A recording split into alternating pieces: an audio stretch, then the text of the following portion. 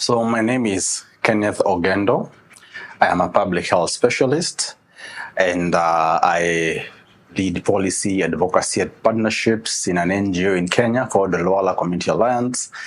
And I began my career in the community when I was a public health officer in Suba, Mbita, and went to the national government for a few years, moved to the NGO for another few years, 7 years in government, 7 in the NGO, and right now 2 years in Luala. So, and I've really enjoyed the journey of influencing public health and community health in Kenya.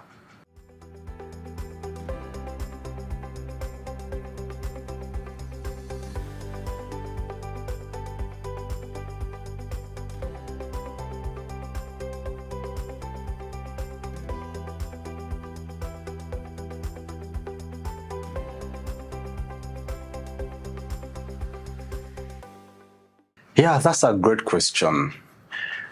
It all rises and falls with leadership. And in fact, a management guru called Peter Drucker said that leadership and management is very critical. And leadership is doing the right things, and management is doing things right. So in the community health space and public health space in this country, we need to do the right things and do things right. If you look at the health systems building blocks, there are 6 of them, from health financing, leadership, digitization and health information systems, service delivery, human resources and health. If you look at all the 6 of them, you find that leadership and governance building block, as per the World Health Organization, is the most pivotal if you are to unlock the power and efficiencies of the other 5 building blocks. In this country, we have seen that if you do not have the right people at the leadership level, then it's very hard to see results at the lower levels. I reminisce with nostalgia when I remember the ICC, the Inter-Agency Coordination Committees that were under the Public Health Department in the Ministry of Health. And they were bringing all the donors and partners together to champion the issues that affect public health in Kenya. And the ICC was a powerful movement. I think it is high time we reignite that power and re-energize the ICC and the technical working groups. I have been very strong in the community health angle in this country, but I think it is the same template that we need to apply in public health and environmental health.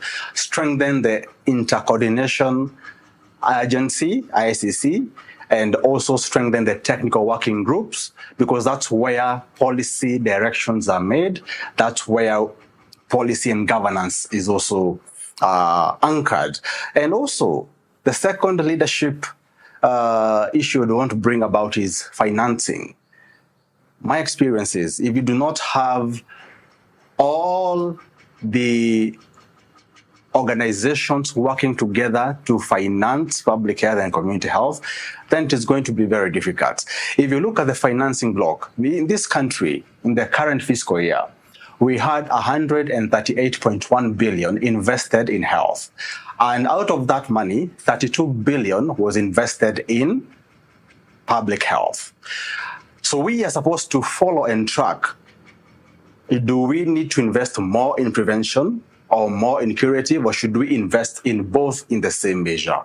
So from where I sit, we need to change the mindsets of all our leaders and program implementers so that we can invest in public health the way we should. We are glad that the current government has come up with great reforms, such as the financing, the primary healthcare law, the facility improvement financing law, we have the digital health law, and we have the Social Health Act. Those 4 laws have reformed the way we look at health financing in this country. But public health officers have to ask ourselves, we need to ask ourselves, to what extent is this money ring-fenced for public health financing? We are already noticing that in the primary healthcare fund, it is purely focused on purchasing services at level 2, 3, and 4, 5, and 6. But is that money being put to support disease surveillance and public health issues? So it is upon us to see to it that we strategically purchase public health services. We are also talking very strongly to the social health authority leaders to purchase community health services. And these two were left out. So how can we harness our energies together and make sure that the social health authority is purchasing those services? And then on the other hand, another thing that we need to think about the leadership of public health is the facility improvement financing. You know, it is interesting that we socialized the NHIF to be called Social Health Authority or Social Health Insurance from National Hospital Insurance Fund. So we moved from a medicalized approach to a socialized approach. We are socializing the medical scheme. Now, can this medical scheme ensure that public health officers have the right sampling tools to go and check for the food systems we have in this country and make sure that Kenyans are eating the right foods and drinking the right water? So we need to invest in that manner. And then when you look at the facility improvement financing mechanisms that says you need to retain money at the health facility, can we also see to it that the public health officers are also ensuring that money is retained for disease surveillance, so that we cannot have the re-emergence of COVID, Ebola, cholera, and other diseases? So just to mention that those are the two that I see are very critical, and it is high time we fix the leadership and the governance, and it is high time we fix the financing for public health, ensure that the public health officers, the community health officers are working together to purchase community health services and public health services for that matter, both in unison.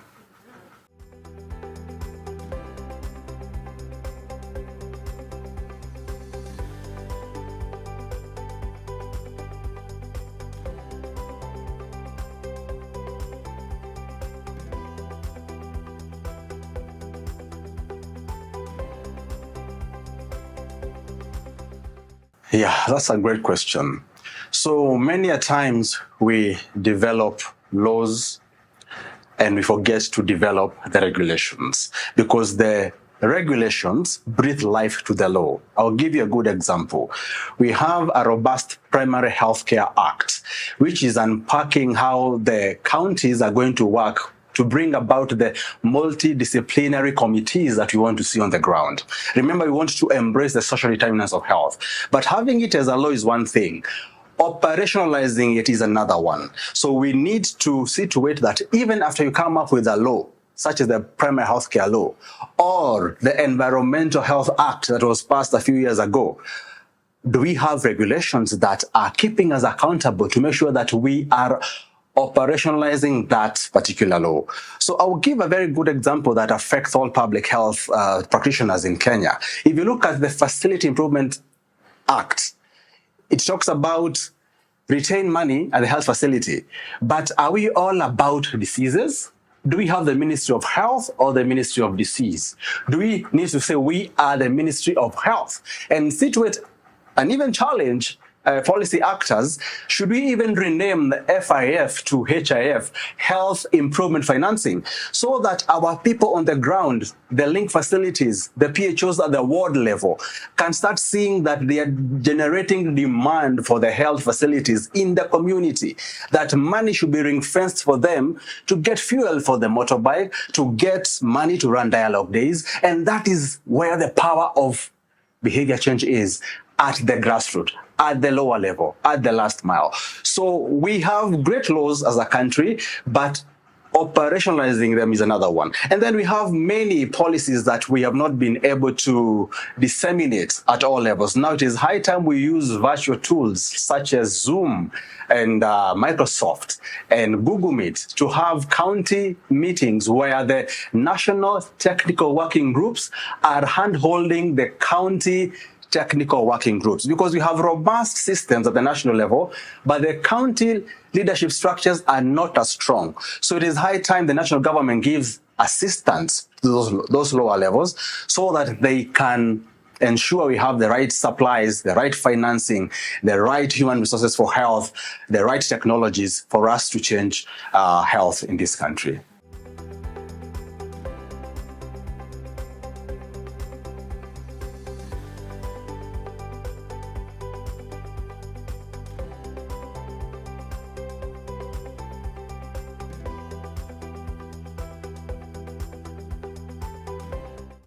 So we have several public health concerns and issues that have been raised to us by the media.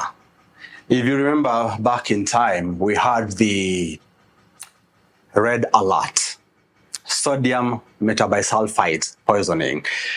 Someone discovered, and it was put on media, that the meats that we were having in the supermarkets were being preserved by this chemical that has got hazardous effects into our bodies. I pretend that most of us, maybe me and you, we ate that meat and we don't know. Because if you see a piece of meat that no fly is going there, then you need to ask yourself a few questions. So we need to empower our people to go for that meat that is actually attracting some flies, so that you can know this meat is actually fresh, as opposed to very well made meat or freshly lush green vegetables that have got no worms, or very yellow bananas. So if you remember the red alerts, just to go back to my first point, we need to have sampling tools that can enable public health officers to keep Kenyans in check and ensure that we are not consuming poison or chemicals. But if there is not enough infrastructure to do food sampling, then we shall not know what food we have in the supermarkets and what is laced in those foods. So red alert is one thing that made us aware that we need to fix our public health system. We also had white alert. And this is aflatoxin. It is odorless, it is colorless, but can cause liver cancer. The other day, the Minister of Health actually released a report saying that several peanut butter companies should be closed because their peanut butter levels of aflatoxin were high. And had those government entities did not done proper sampling and testing, our kids will still be consuming peanut butter. Even the groundnuts that you like snacking as you drive along, you just buy from the hawkers. You do not know the source. You don't know the aflatoxin levels. So if we empower our public health system to check for aflatoxin at all levels, then we shall be alleviating the double tragedy we have, because we have high cases of non-communicable diseases such as cancer and hypertension and diabetes, the same way we have malaria, diarrhea, and pneumonia. So it is high time we check out for the red alert, and that is the white, or rather, what do you call the white alert? I would also like to mention the other day, we had a scandal on mercury. We don't know how it was handled, but one thing we know, probably we could have taken sugar that was laced with mercury. Mercury is a heavy metal. Did you consume tea that had mercury? We do not know. And many of us, many Kenyans have resigned to be fed, or rather to be taken care of by the Almighty and not trusting systems. But the truth of the matter is, we need to sample and see, do we have heavy metals in our food? Jicho Pevu also made a very big expose some years ago on lead poisoning somewhere in Coast Province back in the day. And you know, lead poisoning can lead to premature babies, cancer, and other diseases. So we do not need to wait for media to remind us that there are certain challenges within the health system, but we can preempt by being proactive in sampling and testing, food sampling, water sampling, salt sampling, and pick out the challenges and address them before Kenyans get sick. Right now, we've just been warned by the Ministry of Health that there could be a surge of cholera, typhoid, and other diarrhea diseases because El Nino is on its way coming. I would also argue cholera is on its way coming. But we also need to ask ourselves, are we investing in the sewerage system of the country? 47 counties in this country have somewhat strong sewerage systems and others do not have. Half of the country have their sewerage systems being at a suboptimal operation status, if I may say. Meaning 23 counties have a sewerage system, the other 24 do not have. So how shall we take care of cholera and other orophycal diseases if we are not fixing the sanitation sewerage system of the country? And that boils down to, are we working with the Ministry of Environment, the Ministry of Water, the Ministry of Health? All these ministries need to work together for us to combat cholera in this day and age when we should be talking of it as a historical disease and not a potential threat to our economy and our people.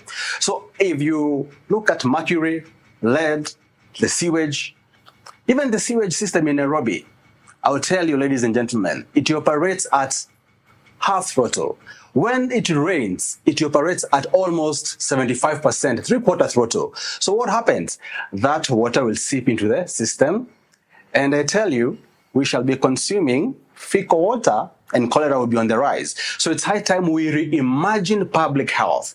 We reimagine the investment of health. We need to demedicalize health, decolonize it, and look at it from a prevention point of view and invest in the right infrastructure to prevent these diseases once and for all.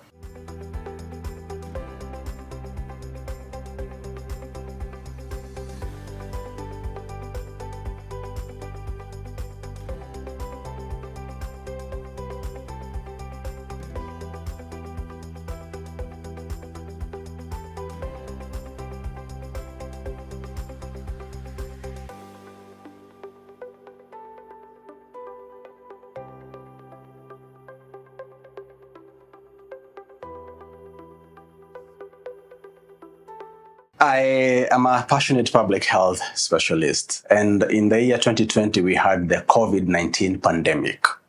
And the COVID-19 pandemic elicited the fact that we do not finance the right things in health. We do not invest in the right places. And the question then became, because there was no drug to combat COVID-19, and we were all sensitized, made aware that we need to invest in hand washing with soap and water for us to prevent COVID-19 and ensure that there was social distancing. And as we were looking for the solutions, that's when we realized that we don't have strong public health systems, strong community health systems. And I met with a few friends of mine, colleagues, and we said that we need to have a movement, a union that would champion for the employment of more public health officers, investment of public health financing, investment of human resources for health, and the resourcing and the tooling so that the people who are working in the Ministry of Health can be empowered to go and prevent diseases before they start. So COVID-19 triggered the registration of the Public Health Union. I know I may not be on the forefront, I'm just a founder, but we have got a very strong SGN team that are doing a great job, and we want to make sure that we are strengthening the thinking of public health in this country, to make sure that we're investing in more resources going to public health, more people being employed, and also having more community health officers, community health assistants, because we do not want to dichotomize and say we have public health cadre, community health cadre, health promotion cadre. All these people should work together. We also need to work together with the doctors and not have the cadre wars and infighting, but understand that we have one common enemy: the virus, the fungi, the bacteria.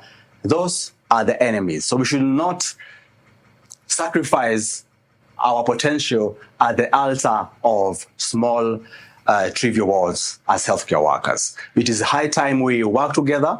I urge the public health officers, the community health officers, the health promotion officers, the entire fraternity to work together to eliminate diseases for the betterment of our people.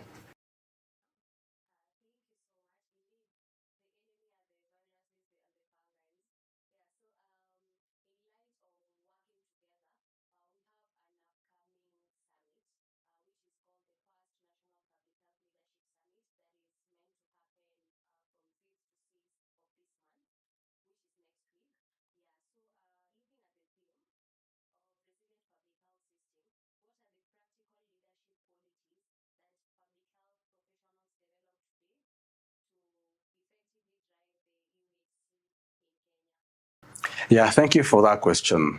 The World Health Organization has got thresholds for how public health officers should work, environmental health officers, community health officers. They have very clear thresholds. And the thing I would call for is a mindset shift.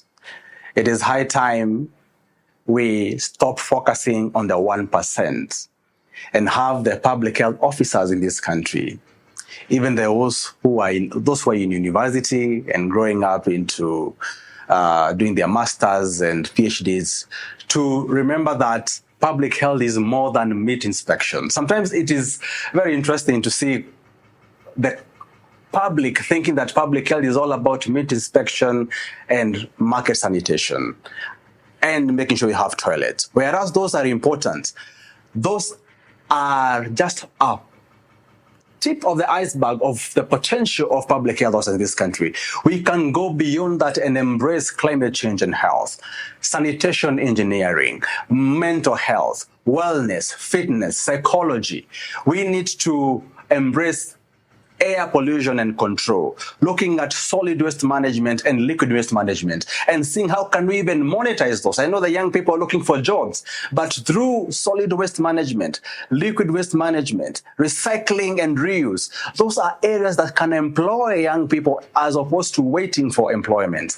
The public health fraternity is wide. I remember when I was in university and we were joining to do environmental health, people were wondering, what are you going to become? Will you be looking at trees? Well, we know that environmental health is not about trees. And if anything, planting a tree is a public health intervention because you take care of nutrition, you pull the rain, there's water, so you avoid water-wash diseases, and at the same time, you grow crops, getting better nutrition, abating diseases. Health systems thinking. So it's high time we reimagine public health and we stop trivial wars and look at public health beyond inspection, beyond CLTS, community lateral sanitation, beyond market sanitation, and embrace artificial intelligence. Those are important, but let us think wide. Let us look at the issues that are happening right now in the country. There is bioterrorism. We need to think about the effect of the war that is happening in the whole globe in our air. What are we breathing? What are we eating? We have high cases of cancer, high cases of hypertension, diabetes. Occupational health is another thing to think about. We want to see public health officers looking for jobs in the corporate sector. They should be employed in banks, in entities like Safaricom. We need to think beyond the ministry because social determinants of health are critical. Let us think about the poverty levels of our people. We want to see public health officers in the Ministry of Treasury, advising Treasury to think about the economics and have the one is, in community health advocacy, we established that $1 in investing in a community health worker returns $10. We also need to ask ourselves, $1 in public health, $1 in environmental health, what is the return on investment? Our World Bank report last year, I think 5 years ago, said that when we have diarrhea diseases in our country, we lose 26 billion a year.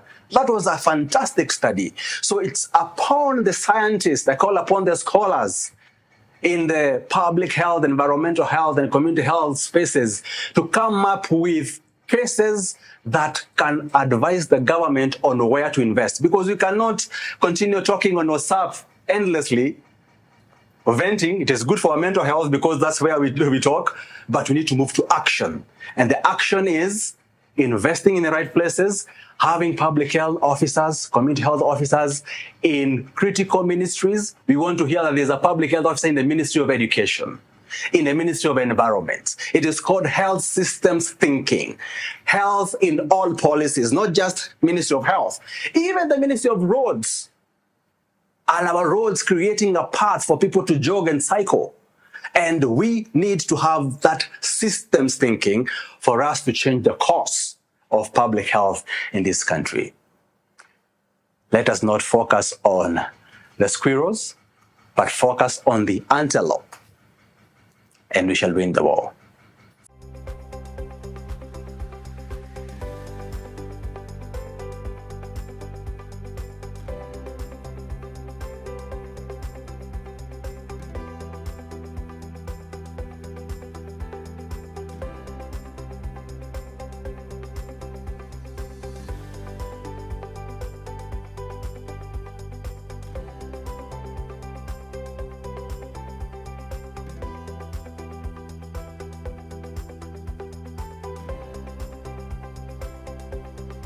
Join us for the first Public Health Summit.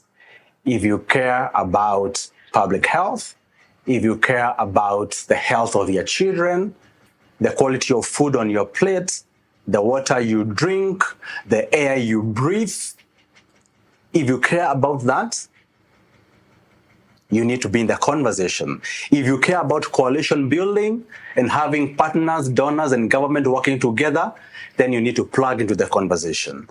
If you care about changing the tides of health in this country and demedicalizing it and making sure that we are looking at health systems from end to end, looking at prevention, promotive, curative, and rehabilitation, then you need to be there so that we can compel resources, human resources, fiscal resources, to go to public health so that we can help the ministry, help the PS, Mary Muthoni, who is passionate about community health, to continue driving the agendas for this country.